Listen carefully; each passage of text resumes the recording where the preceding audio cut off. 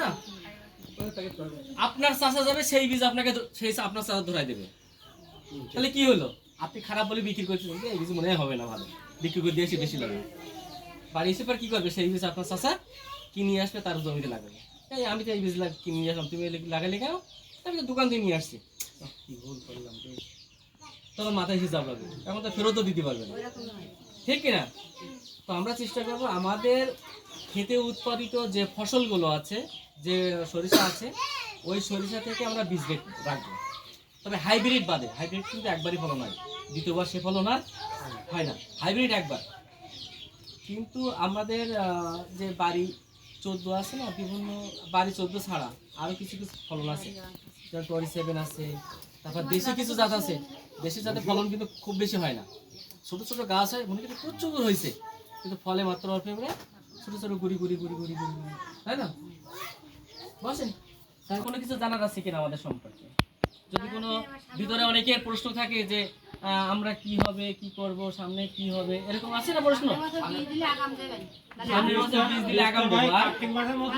কার্তিক মাসের মধ্যে দেবো, আর কোনো কিছু, আর কোনো কিছু আছে কিনা? আর কোনো কিছু জানার? বলেন বলেন বলেন।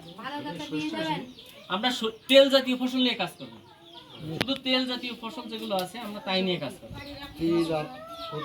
তিল আছে, তিসি আছে, সরিষা আছে, পাম আছে, সোয়াবিন আছে, তারপরে যে তারপরে সূর্যমুখী আছে, তেল হয় না, যেগুলো এক কথায় যে ফসল থেকে আমরা তেল পাবো, সেই ফসলগুলো আমরা কি করবো, চাষ করবো। আর চাষের জন্য আমরা একটা কথা বারবারই আমাদের এটা করেন সবাই, সরিষা দেশি সরিষা আর এই বাড়ি 14 সরিষার মধ্যে একটু তফাৎ বলেন তো, দুই একটা কথা।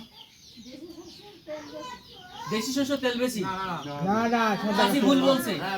হ্যাঁ, আপনার কথা সাদা শস্য না, বাড়ি 14 সরিষার তেল বেশি।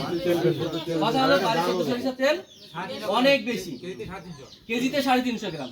চাচি আপনি ওই আপনার দেশি সরিষায় একটা পাত্রে ভাঙাবেন, আর এই বাড়ি 14 একটা পাত্রে ভাঙাবেন, ভাঙানোর পরে ওইখান থেকে ওজন নিয়ে আসবেন, অনেক বেশি তেল বেশি হয়। আর এগুলো তেল বেশি হওয়ার কারণ হলো, যখন চাষ করবেন শেষ চাষের সময় ইউরিয়া, টিএসপি, পটাশ, আর আমরা কিসা দিলাম না, জিপসাম, জিপ দিলাম না, ভালো মানের জিপ কিনতে এগুলো, এটা কিন্তু বাজারের লোকাল জিপ না, এসিআই কোম্পানির ভালো মানের জিপ। এই জিপসাম দিলে আপনার তেলের ফলনটা আর তেলটা আরো বেশি, ওর ভিতরে বেশি আসে।